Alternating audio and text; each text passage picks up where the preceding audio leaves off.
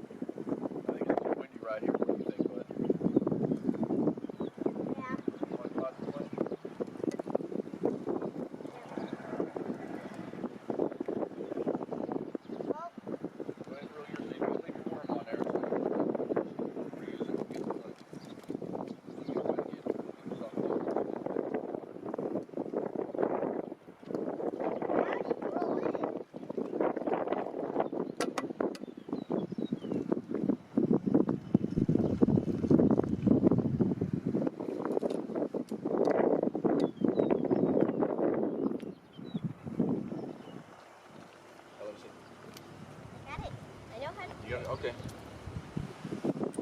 All right, well, folks, it's really too windy right out here. We're going to go to our old favorite spot out at Hender's Lake, and we'll resume this video out there. It's just way too windy. We throw out, and 10 seconds later, our floats are back in to shore, and it's just not good fishing.